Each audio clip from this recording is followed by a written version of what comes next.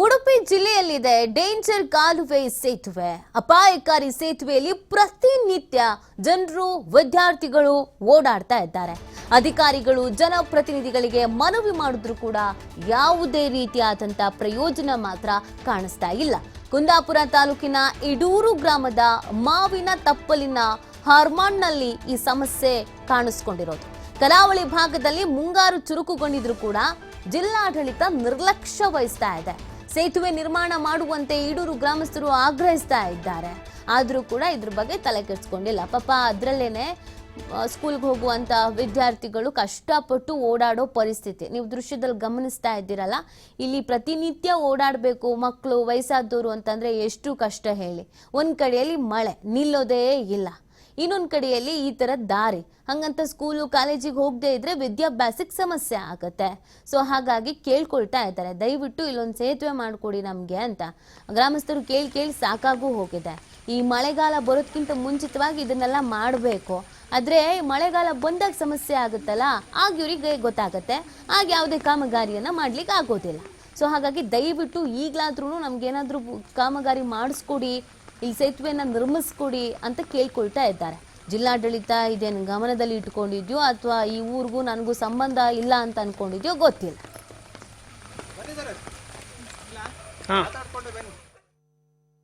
ನಮಗೆ ಈಗ ಸುಮಾರು ಕೆಲವೇ ವರ್ಷಗಳಿಂದ ನಮ್ಮ ಮನೆಗೆ ಒಂದು 10 ಮನೆಗೆ ಹೋಗೋಕ್ಕೆ ದಾರಿ ಅವ್ಯವಸ್ಥೆ ಇದ್ದರಿಂದ ನಮಗೆ ಯಾವುದೇ ಕಾರಣಕ್ಕೂ ದಾರಿ ಇಲ್ಲ.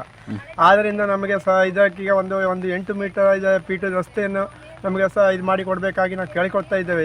ಎಷ್ಟೇ ವರ್ಷದಿಂದ ಈಗ ಹುಷಾರಿಲ್ಲದವರಿಗೆ ಎಲ್ಲರಿಗೂ ಭಾರಿ ತೊಂದರೆ ಆಗ್ತಾ ಇದೆ.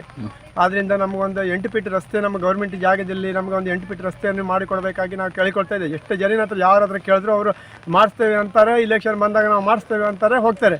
ಅದು ಬಿಟ್ಟರೆ ನಮಗೆ ರಸ್ತೆ ಇಲ್ಲ. ಹೆಚ್ಚಿಗೆ ಕಮ್ಮಿ ಅಂದರೆ ಒಂದು ನಮಗೆ ಮೊದಲಿನಿಂದಲೂ ನಮ್ಮ ಮನೆಗೆ ರಸ್ತೆ ಇಲ್ಲ.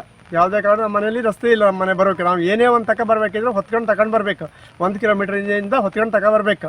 ಆದ್ದರಿಂದ ಹುಷಾರಿಲ್ಲರನ್ನು ತಗೊಂಡು ಹೋಗ್ಬೋದು. ಎಲ್ಲ ಭಾರಿ ತೊಂದರೆ ಆಗ್ತಾ ಇತ್ತು. ಕಿರು ಸೇತುವೆ ಸೇತುವೆ ನಮಗೆ ಅರ್ಜೆಂಟಿ ನಾವೀಗ ಹೋಗ್ಲಿಕ್ಕಾಗಿ ನಮ್ಮ ಶಾಲೆ ಮಕ್ಕಳಿಗೆ ಹೋಗ್ಲಿಕ್ಕೆ ಈಗ ಮಕ್ಕಳಿಗೆ ಹೋಗಿ ಅವ್ರು ದಾರಿ ಬಂದ್ ಮಾಡಿ ಇಟ್ಟಿದ್ರು. ಅಲ್ಲಿ ಕಾಲ್ ದಾರಿ ಕೂಡ ಬಂದ್ ಮಾಡಿ ಇಟ್ಟಿದ್ರು ಅವರು.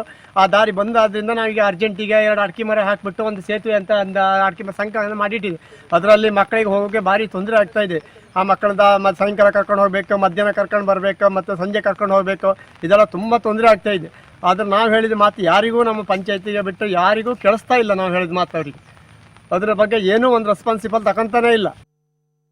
ನಾನು ಮತ್ತೆ ನನ್ನ ತಂಗಿರೆಲ್ಲರೂ ಇದೇ ಸೇತುವೆ ಮೇಲೆ ಕಾಲೇಜ್ಗೆ ಸ್ಕೂಲ್ಗೆ ಹೋಗ್ತಾ ಇದ್ದೇವೆ.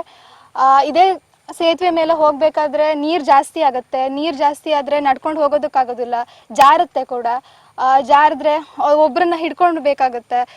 ದಿನಾನು ಒಬ್ರು ಕರ್ಕೊಂಡು ಹೋಗಬೇಕು, ಇನ್ನೊಬ್ರನ್ನ ಬಿಟ್ಟು ಹೋಗೋದಕ್ಕೆ ಬರಬೇಕಾಗತ್ತೆ. ಮನೇಲಿರೋದು ಒಬ್ಬರೇ, 3 ಜನನ ಕರ್ಕೊಂಡು ಬರೋದಕ್ಕೆ ಕಷ್ಟ ಆಗುತ್ತೆ. ಹಾಗಾಗಿ ನೀರು ಒಂದ್ ವೇಳೆ ಜಾಸ್ತಿ ಆಯ್ತು ಅಂದ್ರೆ ಇದ್ರ ಮೇಲೆ ನಡ್ಕೊಂಡು ಹೋಗೋದಕ್ಕಾಗೋದಿಲ್ಲ. ಕಾಲೇಜಿಗೆ ರಜೆ ಹಾಕ್ಬೇಕಾಗತ್ತೆ. ದಿನಾನು ರಜೆ ಅಂತ ಹೇಳಿದ್ರೆ ಕಾಲೇಜಿಗೆ ಹೋಗೋದು ಕಷ್ಟ ಆಗುತ್ತೆ. ಹಾಗಾಗಿ ಒಂದು ಸೇತುವೆ ವ್ಯವಸ್ಥೆ ಬೇಕಂತ ನಾನು ಕೇಳ್ತೀನಿ. ಇಲ್ಲಿ ನೀರು ಜಾಸ್ತಿ ಇರೋದ್ರಿಂದ ಸ್ವಲ್ಪ ಎತ್ತರವಾಗಿ ಬೇಕು ಸೇತುವೆ. ಸ್ವಲ್ಪ ಜಾರೋದ್ರಿಂದ ಮೇಲ್ಗಡೆನೆ ಸೇತುವೆ ಇರಲಿ ಅಂತ ನಾನು ಕೇಳ್ತೀನಿ.